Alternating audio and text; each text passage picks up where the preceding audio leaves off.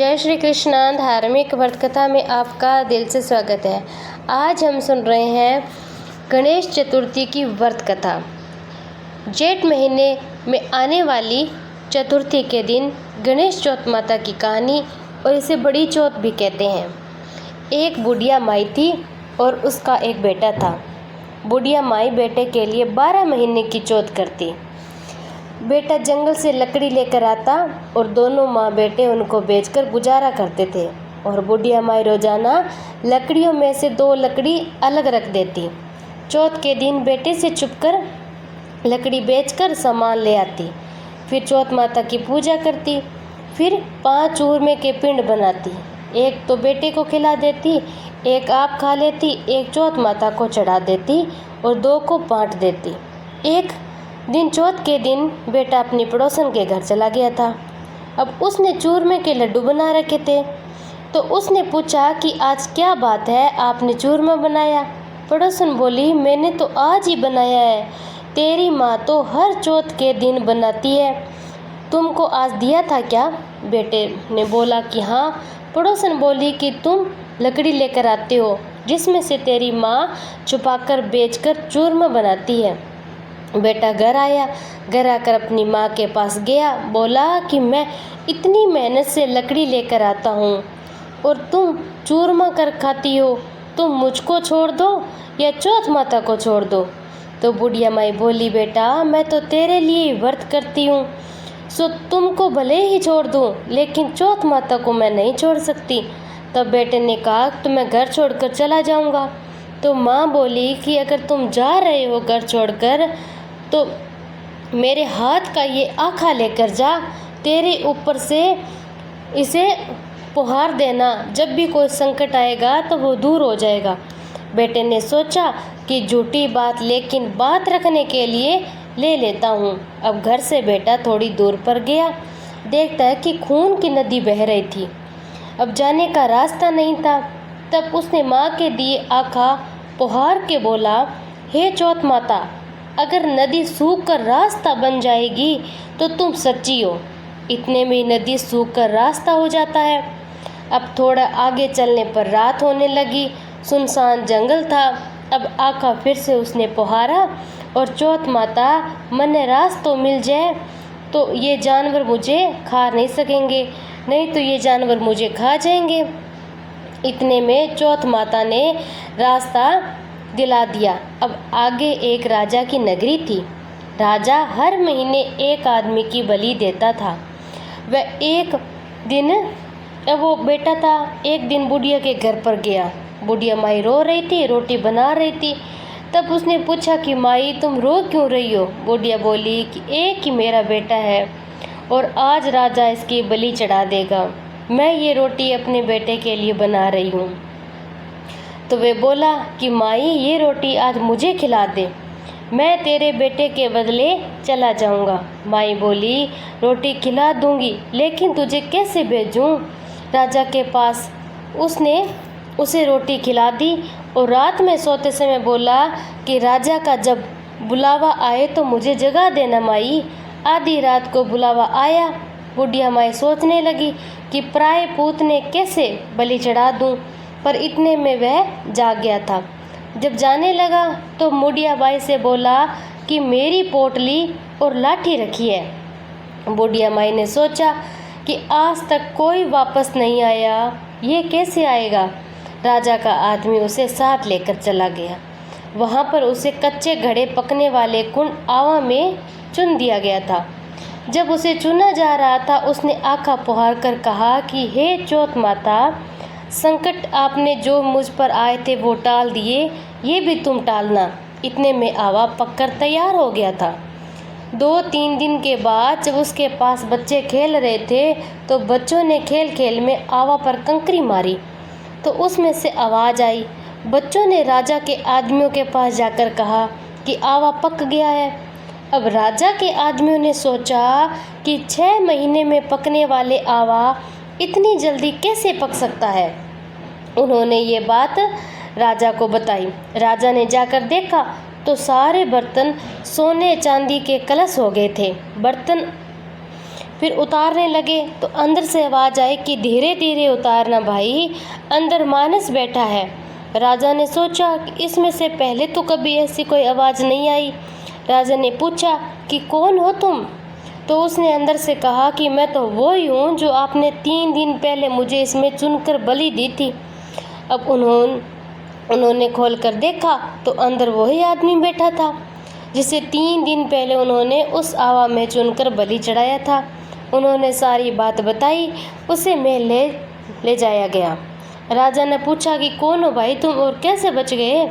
तो उसने कहा कि मेरी माँ चौथ माता का व्रत करती है और उसी वजह से मैं आज बच गया। तब राजा ने कहा कि ये तो झूठ बोल रहा है, इसकी तो परीक्षा लेनी होगी। राजा ने 2 घोड़े मंगवा लिए, एक पर तो खुद बैठ गया राजा और दूसरे पर उसको चढ़ा दिया। अब उसके हाथ पैरों में जंजीर बांध दी। राजा ने कहा कि अब अपने जंगल की तरफ हम चलते हैं। अगर ये जंजीरें खुलकर मेरे हाथ पैरों में आ जाएगी तो तेरी माँ की चौथ माता सच्ची है। अब थोड़ी दूर चलने पर ऐसा ही हो गया। राजा के हाथ पैरों में उस बेटे की जंजीरें राजा के हाथ पैरों में आ गई थी। अब उस लड़के ने बड़ी मुश्किल से राजा को वापस राजमहल में पहुंचा दिया और जाने लगा। तब राजा ने कहा कि रुकने का आदेश दिया। फिर राजा ने कहा कि मैं अपनी बेटी का विवाह तेरे साथ करना चाहता हूँ। तो उसने भी स्वीकार कर लिया। राजा ने बड़ी धूमधाम के साथ अपनी लड़की का विवाह उस लड़के के साथ में कर दिया। वह राजकाज में सहयोग करने लगा। कुछ महीनों के बाद उसे घर की याद आई। एक दिन मौसम भी बहुत खराब था, चारों ओर से बिजलियां कड़क रही थी और उसे अपनी माँ की याद आई। तो उसने अपनी पत्नी से कहा कि आज तो बिजली मेरे गांव की तरफ चमक रही है। तो उसकी पत्नी ने कहा कि आपके गांव भी है? तो उसने बताया कि हाँ मेरा गांव है, मेरे गांव में मेरी माँ रहती है। फिर कहा कि तो हम गांव चलेंगे। दूसरे दिन सुबह वे गांव के लिए रवाना हुए। तो राजा ने खूब सारा धन देकर विदा कर दिया। जब गांव के समीप पहुंचने लगा तो उसकी माँ तो बुढ़ापे में लकड़ियां तो कटती नहीं थी, इसीलिए गोबर के उपले बनाकर बेचती थी और चौथ माता का व्रत किया करती थी। अब बुढ़िया माई तेरे बेटे बहू आ रहे हैं। अब उस पड़ोसन ने बुढ़िया माई को कहा कि तेरे बेटे बहू आ रहे हैं। तो उसने कहा कि मेरे भाग्य में बेटे और बहू कहाँ पर है? एक बेटा था जिसे तुमने आग बुझा के निकाल दिया। और उसने कहा कि मैं सच कह रही हूँ माई, विश्वास तो कर, तेरे बहू और बेटा आ रहा है। अब बुढ़िया अपनी छत पर जाकर देखती है तो सच में गांव की तरफ उसका एक बेटा और बहू आ रहे थे।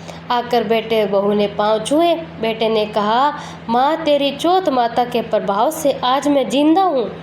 और उसी दिन उसने पूरे गांव में ये हरकारा करवा दिया कि कल मेरे घर पर सामूहिक भोजन है। दूसरे दिन सबको भोजन करने के बाद खूब सारे उपहार भी देकर कहा कि चौथ माता का व्रत जरूर करना चाहिए। चौथ माता जैसा उस बुढ़िया माई और उसके बेटे को संकट से बचाया, वैसे माई सबको बचाना, पढ़ने वाले को, सुनने वाले को और अहंकारा करने वाले को भी रक्षा करना। एक बार गणेश जी वेश बदलकर एक चम्मच में दूध और अपनी मुट्ठी में कुछ चावल लेकर घूम रहे थे। हर घर जाकर कह रहे थे कि कोई मेरी खीर बना दो, कोई मेरी खीर बना दो।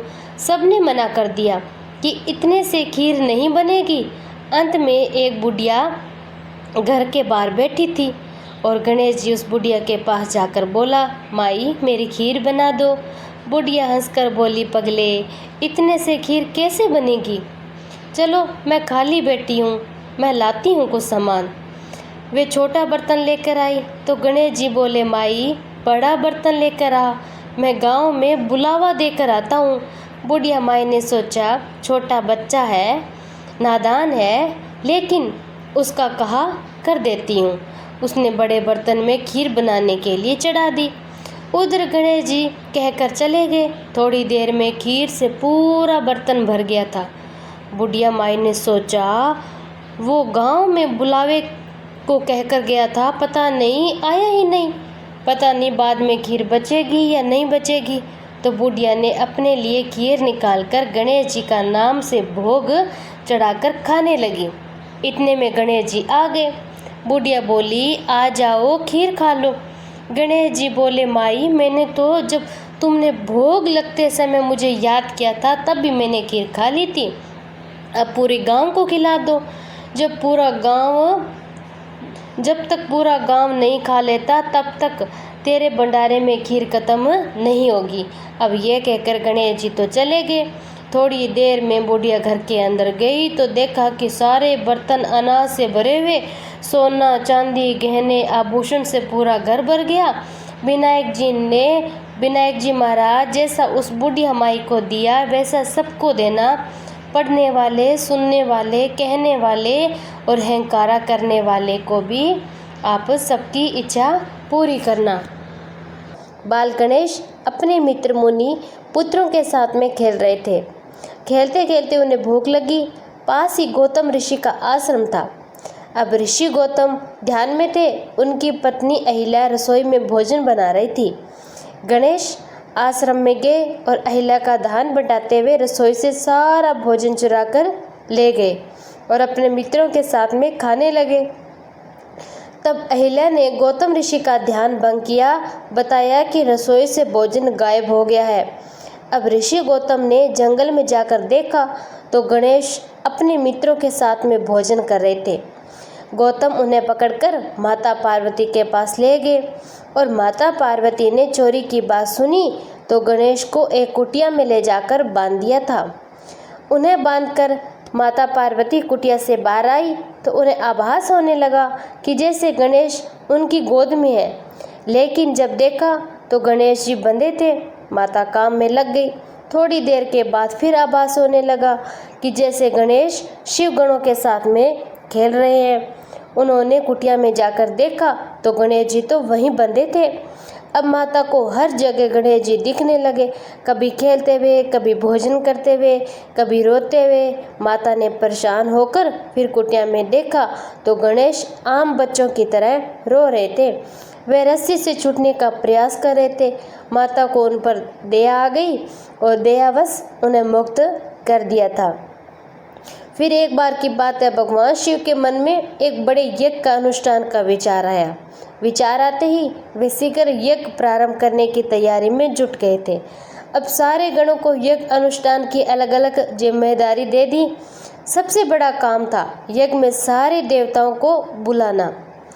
अब आमंत्रण भेजने के लिए पात्र व्यक्ति का चुनाव किया जाना था, जो समय रहते सभी लोकों में जाकर सभी देवताओं को सम्मान के साथ में निमंत्रण दे आए। ऐसे में किसी ऐसे व्यक्ति का चयन किया जाना था जो तेजी से जाकर ये काम करे। लेकिन भगवान शिव को यह भी डर था कि कहीं आमंत्रण देने की जल्दी में देवताओं का अपमान न हो जाए। इसीलिए उन्होंने इस काम के लिए गणेश जी का चयन किया। गणेश जी बुद्धिमान थे, विवेक के देवता थे। वे जल्दबाजी में कोई भी गलती नहीं करते। ये सोचकर शिव ने गणपति को बुलाया। कहा कि गणेश, आपको समस्त देवी देवताओं को आमंत्रित करने का काम सौंपा गया है। अब गणेश जी ने इस काम को सहर्ष स्वीकार कर लिया था, लेकिन उनके साथ समस्या ये थी कि उनका वाहन चूहा था, जो बहुत ही तेजी से नहीं चल सकता। अब गणेश जी ने काफ़ी देर तक चिंतन किया किस तरह सभी लोगों में जाकर आदरपूर्वक सारे देवताओं को यज्ञ में शामिल होने का आमंत्रण दिया जाए। बहुत विचार के बाद उन्होंने सारे आमंत्रण पत्र उठाए, पूजन सामग्री लेकर ध्यान में बैठे और शिव के सामने बैठ गए। अब गणेश जी ने विचार किया, ये तो सत्य है कि सारे देवताओं का वास भगवान शिव में है। उनको प्रसन्न किया तो सारे देवता प्रसन्न हो जाएंगे। और ये सोचकर गणेश ने शिव का पूजन किया, सारे देवताओं को आह्वान किया। ऐसे करके सभी आमंत्रण पत्र शिव को ही भेज दिए।